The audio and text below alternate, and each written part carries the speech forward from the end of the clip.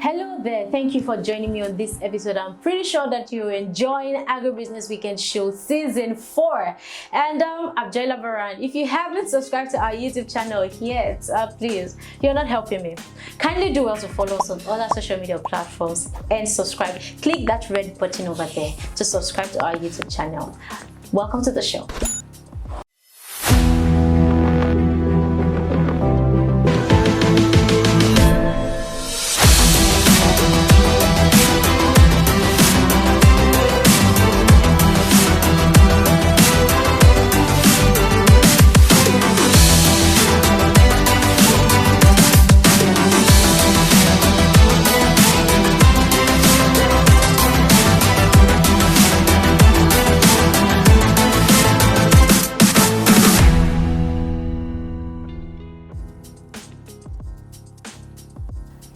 Welcome back. It's still Agribusiness Weekend, and thank you for joining me again. Have you wondered why so many investors get their hands burnt in trying to invest into agriculture? Have you wondered why so many agri ventures fail? These are things that we're going to be discussing today. These are factors we're going to be considering today and the possible way out. On set with me is the Managing Director of BO Farms Limited, Tunde Banjoko. Thank you for joining me. Thank you, John. Tunde was on our show, Agribusiness Weekend Season 2, where he talked about cassava processing, production and processing. Man, that episode is a bumper.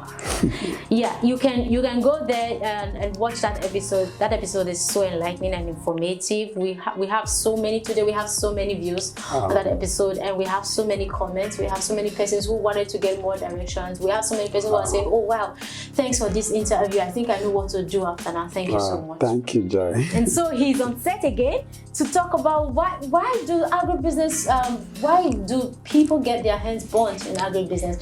These are things I really wonder. Today, tell us. Okay, thank you, Joy, for having me one more time, and it's a privilege. I appreciate it so much. There are a lot of reasons, factors to consider when investing, and we have to be very honest. A lot of our investors are greedy. A lot of our investors are greedy and impatient. That's two critical things I would say have been causing the issue in the industry recently, why a lot of them are losing their funds. Because when you look at the rates, even in the banking or financial institution generally, you look at the returns they are giving you on your investment. That's what I used to benchmark.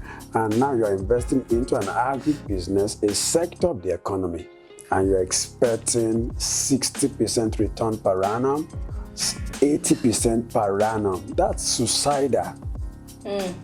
Suicidal. Within 3-4 months. No, these agribusinesses, they come with this offer.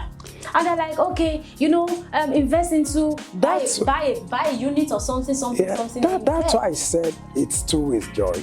I'm talking about the investors now. Okay. The investors are greedy. I once had a project in Abeokuta, and I approached the MD of a bank, and I spoke with him about the project and all that. And when I showed him my forecast returns, he said to me, "This is too pessimistic a forecast. These other guys promised me this rate, 60%. That same company is in a mess now." Wow. That gave him that rate. It took them almost 2 to 3 years to be able to pay back others because people started dragging them everywhere.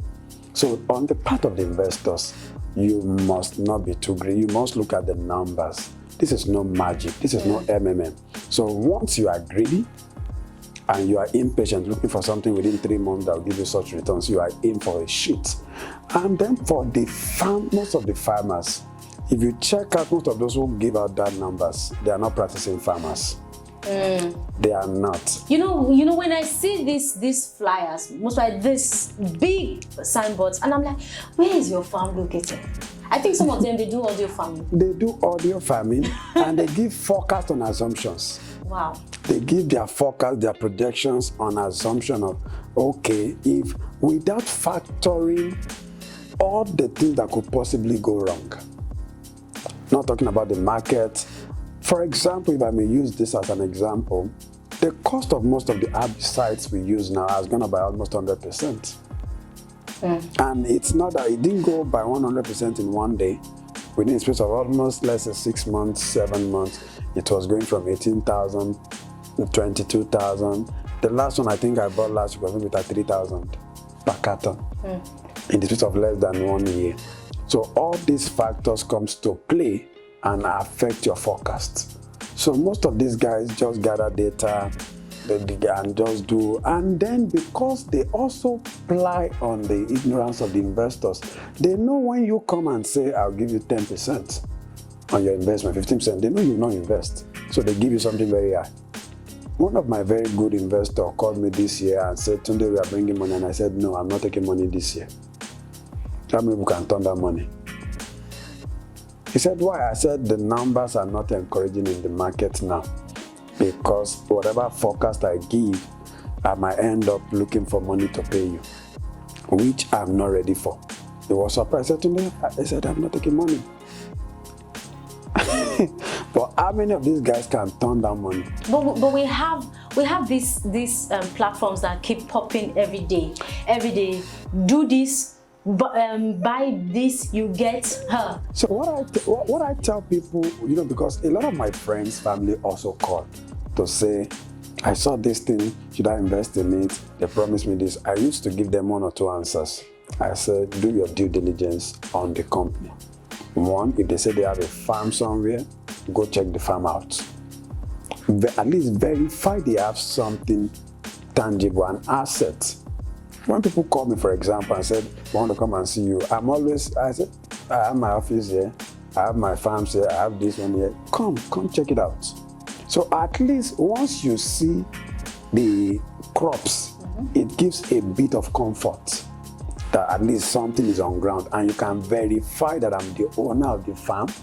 At least you know something is on ground. Okay. Unlike somebody who just go online, some of them share those numbers, and I just laugh. How is this possible? 48% on pepper in 3 months, in 6. How many months is pepper? Somebody will tell you, we plant banana, we harvest in 6 months. Banana will not mature in 6 months. And you tell me in 6 months, you pay me this, you pay me that. So my advice to investor is, do your due diligence on the farm. Be sure they exist. If you are not close to where they say their farm is, call somebody who is close by to verify for you. But if you know what you are committing is much, then I know people who invested 20 million. Not talking of 50,000, 20 million. One of these firms I talked about.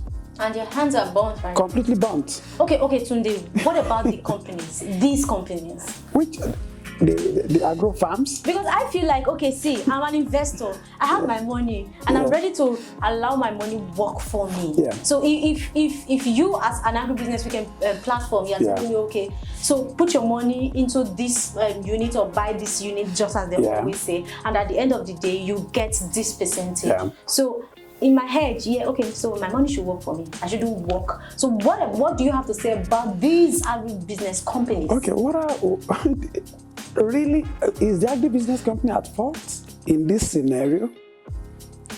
They gave their flyers, they gave their information, you chose to invest. Really, they came to the market with whatever intention, either to scam or came to the market with their ignorance. It's either of the two. Some from the onset know they are going to scam and elope. The other group probably just ideas ran through their mind, and they just, without testing the ideas, they just feel, it's innovation. Once I do this, for example, a company in the UK called me some weeks back that I should consult for them. They want to invest in my own company. But I told them, this is what I do. But they said, no, they are not. They want to invest in some other aspect of agric, not what I do, which is fine. And what did I do as a consultant? I had to get some other farms that is into what they are doing. Poultry. Do you know what they asked for as return per annum? They said, Tunde, 3 to 4% return per annum is what we are interested in. and we are ready to go as long as 15 to 20 years with whatever farm you recommend. Oh, wow. And I set up, meetings like that. We are still on it, but wrapping up. I'm almost done, wrapping up. And they said, okay, we'll be increasing the fund. Maybe we'll start with £20,000, we'll be increasing it and all that. But look at what they're asking for. Of course, they are coming from a different climate. Exactly. So that's agreeable. Because in this our Nigeria, you can't tell. But in this our Nigeria, if an investor gives you 15%, 20% per annum, it's fine. But once you begin to hear 50, 40, forget it. It's likely going to end up in what? Stories that touches the heart, like they say. It might end up with those stories. Okay, Tunde, are you trying to say, now, these farms, like you rightly said, okay, some of these guys are here to just, scam and elope. And they know what you want to hear. Okay, so they know what you want to hear. Now, I just feel like the government, or I don't know, the government, the policy, it should have a way to curb. Yes, the government has come into play now. What the government has done now is anybody who is doing crowdfunding or seeking investment from the public should register with NSE. Okay. So the government expects you that before you invest your money, go to NSE site, their page, check is this company registered with them as an investment company, seeking investment from the public. Okay. What NSE has done is that once you see their name there, you can go ahead. You asked me what the government is doing, so they are saying you can go ahead. But even with that, because meaning they will fulfill some obligation with the government, registration, and what NSE is trying to say is that we'll try and protect your capital and be involved with the company. So most of these companies will not go that route. Secondly, the ones that still go that route, because it's not NSE that will sign their check. So the only comfort you have in that is that if anything goes wrong, NSE can still go after the owners of the company. But that does not mean you get your money the following day. So it's not a certain. So because even this year, 2021, we've seen one or two, even though registered with NSE, have issues. So NSE cannot, but what NSE will, and I think NSE guarantees a minimum, is it 500,000? That you get at least 500,000 back if your investment is above that. I can't remember if there's a limit, but I think about 500,000. So those are some of the things that you as an investor can do beside the normal. But if you are doing major investments, I do forecast for people, and I tell you, I will always give what some people call pessimistic forecast. I rather want to give you 15%. If you are unable to get 25%, fine. But a lot of investors wants to be excited. And these farm tech guys, if I may use that word, that's a crowdfunded, they play on our emotions, knowing what we enjoy in this part of the world. The experts, they know what you want to hear and they give it to you. But a real guy who is practicing, I posted something on my blog during the week that if you are calling for investment, you must have serious backup, because things might go differently from what you have on paper, and your backup plan must not be escape out of the country.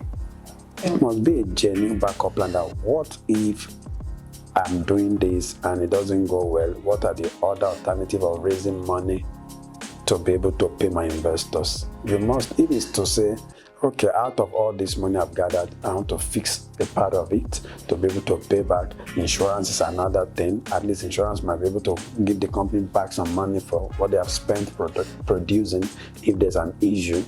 So insurance is also a way. So those are some of the little things. So both investors needs to be careful. But the truth of the matter is there are still a lot of genuine agribusiness companies that people can invest in. But there are platforms that are coming up now, even in agri, to say, okay, before you do business with this person, should we do diligence for you? Pay 5,000, pay 10,000. Meaning they are taking part of the risk. You are saying you can't go around checking. They are saying, okay, we'll check it for you. Then you can invest. Okay, so you pay this company? You pay, I think, is it 5,000 or 10,000? Now, you pay them, they do the due diligence for you. Or pay, if you know you are investing something heavy, then what would it cost you to pay maybe a practicing agribusiness consulting company, like even an agribusiness, I mean, corporate farmers, for example? What does it cost to say, okay, guys, I want to invest this amount. What can you do? Or call any of their guys in the industry that, okay, I want to invest this amount. People call me and I advise. For example, okay, this is what you want to do. Don't go this route, go this route. You can, I even actually, I encourage a lot of people at times, don't, some people say, I want to start my own company. I say, don't start your own company. Just go and put your money in that other company that is already doing what you want to do and leverage on what they are. But all right. But Tunde, you know that some of these investors, I mean, some of these company owners, okay. Most of them are youth. Yeah. So because we keep emphasizing that, youth, you need to do something and all those stuff. So most of them, they really want to do something. Yeah. They really want to try out something. Yeah. And of course, we've been, announcing that the agricultural sector is this sector that can accommodate anybody. Yeah. And no matter who you are and what you practice, the agricultural sector just have a niche that you can thrive. Yeah. So what would you say about that? Yes, it's good they are coming in. It's very good. The ideas they are bringing in on board is good. It's good that they have the energy to raise the funds. But I think what is lacking is, if I may use the word, should I use mentorship? Mm-hmm. You need to be guided. Look for people who are probably doing what you want to invest in or what you want to talk about or what you want to do, and be guided. Let your ideas be validated by at least one or two people who are already in the industry. Don't have the fear that once I share my idea with them, they'll take my ideas, they will run with it and all that. But you must be willing to, these are the ideas I have. Please advise me on it. And then you'll be safe. If somebody comes to me now, which they do all the time, and say, I want to do this, I want to do that. If it's something that I can work, I'll give you all my, without even taking a time. I'll give and I'll tell you from the art what I think you should do, how to go about it. And you'll be safe that way, than to just come up. There are some of these platforms that when they came up, and some of us were saying this thing will crash. We gave our reasons why they will crash, because we knew. You can't just tell me, you have not farmed before. You say, I'll farm 10,000 hectares of cassava. And you just raise money for 10,000 hectares of cassava. And it's failure from the beginning. And some of them really failed. But like I said, some were wise to have backup plan, and people didn't know. So we'll leave it at that. But really, that was it. Well done today. All right, so let's take a short break. When we come back, the show continues. Make sure you don't go anywhere. Hi, my name is Ayo Aflabi. I'm the CEO of South Group, and I'm here on the Agribusiness Weekend Show. Keep watching. Thank you.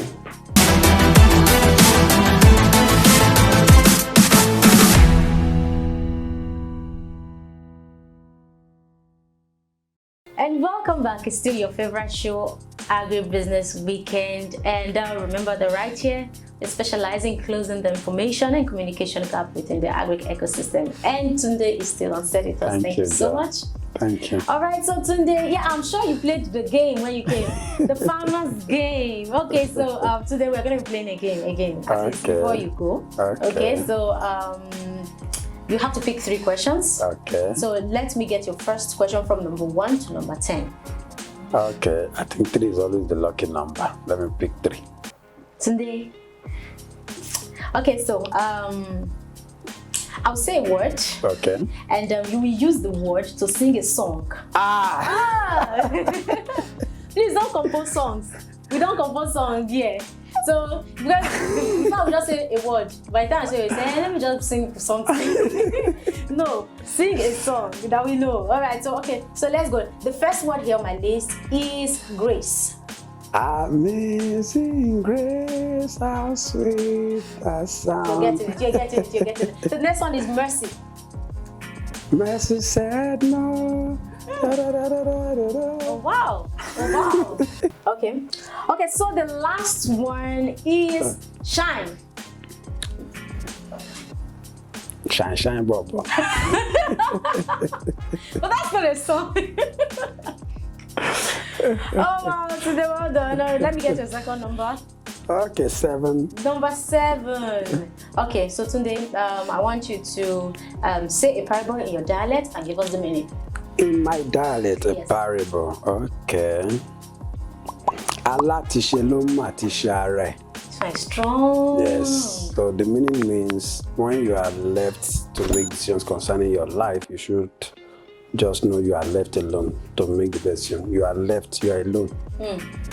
So how do you used to say? so your outcome is your responsibility. That's what it means. Okay.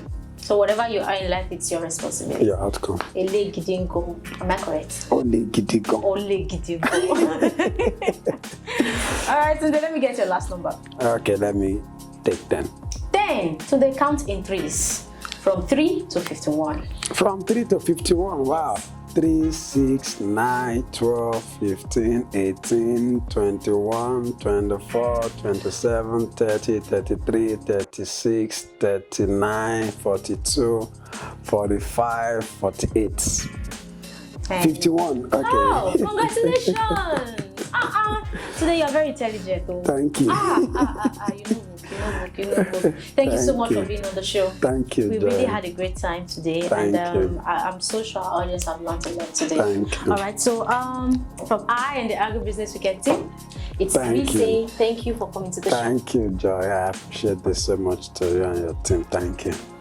All right, so this is where we draw the curtain on today's episode of Agribusiness Weekend. I'm pretty sure that you've learned a lot, so make sure you don't get your hands burnt when it comes to investing in agriculture. Make all your findings, dot your I's and cross your T's. Till I come your way next time, do is the way to follow us on all our social media platforms, and please subscribe to our YouTube channel. Help us to increase our family base. I'm Joy Labaran, and make sure you have a great weekend.